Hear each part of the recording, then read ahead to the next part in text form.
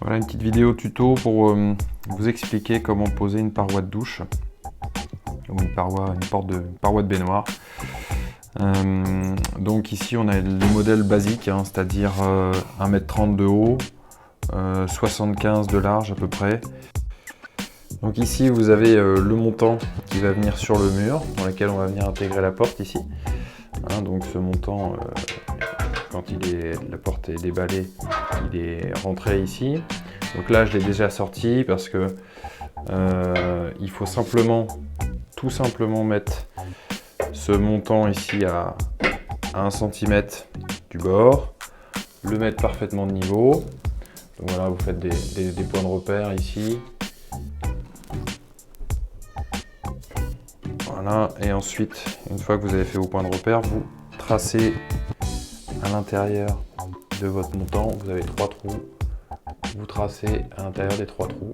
Donc moi j'avais déjà fait mes trous avec un foret spécial pour céramique, pour percer le céramique en diamètre 8. Une fois qu'on a fait les 3 trous, on met de la cheville type crampon et on va mettre de la vis assez épaisse, hein, de la vis de diamètre 5. Donc là je suis sur de la cheville de 8. C'était préconisé de mettre du 6, j'ai mis du 8 et de la cheville de 5, comme ça ça force bien dans la cheville et c'est très solide, surtout que là on est sur un mur en placo, mais comme il est recouvert d'une faïence murale, c'est d'autant plus rigide et alors là il n'y a aucun problème. Pour tenir une porte de douche, il n'y a aucun souci avec ça. Donc avant de poser le profil sur le mur, bien sûr, on met du silicone côté douche. Voilà. Ça sert à rien d'en mettre de l'autre côté. Donc on met du silicone, on va le lisser après, on va le poser contre le mur et on va ensuite venir le lisser avec une spatule spéciale silicone. Alors une fois qu'on a posé le profil au mur, on peut voir ici un silicone qui déborde. Donc ça c'est très bien. On va rajouter un petit peu et ensuite on va le lisser. Comme ça, l'étanchéité est assurée ici. Alors c'est surtout ici en bas qu'il faut assurer l'étanchéité. Sinon vous allez avoir de l'eau qui va couler en permanence par ce côté-là et le long de la douche ici. Donc très important ici d'assurer l'étanchéité. Alors voilà le silicone que j'utilise, c'est un silicone sanitaire transparent. Donc pour être sûr de ne pas en mettre partout, vous pouvez pulvériser au préalable un liquide. En fait, vous mettez du liquide vaisselle avec de l'eau dans un spray et vous en mettez sur toute la longueur. Ça va éviter que le silicone adhère sur les surfaces où vous n'avez pas prévu d'en mettre. Et donc il va simplement rester dans l'endroit où vous l'avez mis. Donc voilà, le joint a été lissé. Donc pour lisser un joint, vous utilisez une spatule, une cale de lissage. Donc là, bien sûr, faire très attention à ce point ici. J'ai bien fait revenir le silicone jusqu'au bout ici. Alors bien sûr, ne pas oublier de poser le joint. Alors dans un premier temps, vous l'enfoncez à fond. Et ensuite, quand vous aurez posé la porte, si jamais vous avez un jour entre la porte et la baignoire, vous pourrez ajuster le joint ici, un petit peu en hauteur, c'est possible.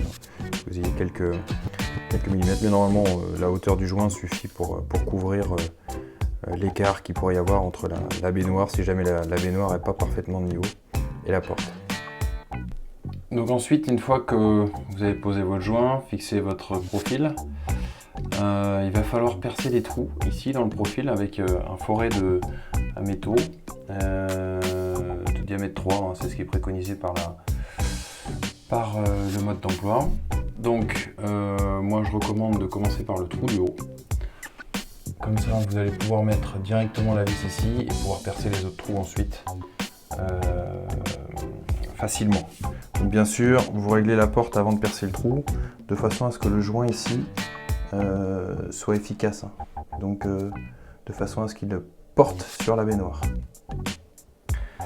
Voilà, une fois qu'on a fait son premier trou, on a mis la vis. Donc là, dans le cas présent, c'était conseillé d'utiliser un four à métal de diamètre 3. Mais bon, c'était un peu juste par rapport à la taille de la vis, j'ai mis du 3,5. Et voilà, j'ai pré-percé, j'ai percé les 2 autres trous ici, et maintenant on va fixer les vis. Alors voilà, la paroi est posée. Donc ça m'a pris en tout et pour tout moins de 30 minutes. Bon, c'est relativement simple, hein, j'ai suivi pas à pas le mode d'emploi. Rien de particulier. Donc simplement ici sur le joint, faire attention. Faire attention de poser ici la lèvre du bon côté. Hein, c'est pour éviter que les gouttes d'eau viennent ici en bas. Et quand vous posez la porte, bien sûr, on s'arrange pour que le joint, voilà, comme ici, renvoie l'eau vers la baignoire.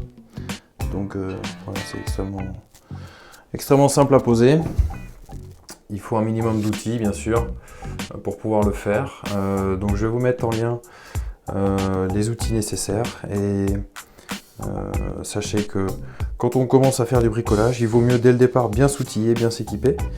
Et puis vous verrez, on prend vite plaisir à bricoler, à faire des choses. Et quand on est bien équipé, ça nous dure pour toute la vie. Donc ça, c'est l'idéal.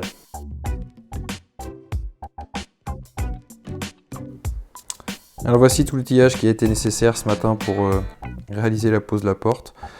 Donc une visseuse perceuse bien sûr pour tout d'abord percer dans le carrelage. Donc ici je vous montre les forêts que j'utilise. C'est des super forêts céramiques donc de la marque Magic Drills. Donc Magic Drill, pardon. C'est un petit coffret qui est vendu, franchement vous allez voir une photo là du résultat, c'est vraiment top. Idéal pour percer dans de la brique et dans du placo aussi, parce que ça vous fait des trous très propres et ça n'arrache pas l'arrière du mur, donc ça ne fragilise pas le mur.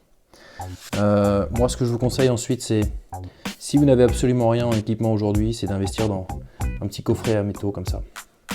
Voyez, vous avez beaucoup de dimensions et ne jamais oublier qu'on travaille avec des forêts à métaux en petite vitesse toujours. Donc position 1 sur la visseuse. Voilà, donc j'ai eu besoin aussi bien sûr d'un crayon pour la cote, d'un tournevis pour les vis, d'une cale à lisser pour le joint silicone, et puis voilà, une cartouche de joint silicone translucide. Vous trouvez tout ça bien sûr dans tous les magasins de bricolage. Je vous mets des liens en dessous si vous avez besoin de voir ou d'acheter en ligne, il n'y a aucun problème. Tout se trouve sur internet maintenant. Bien sûr, si vous n'utilisez pas souvent du silicone, pas la peine d'acheter une grosse cartouche comme ça. Vous pouvez avoir accès à des petites cartouches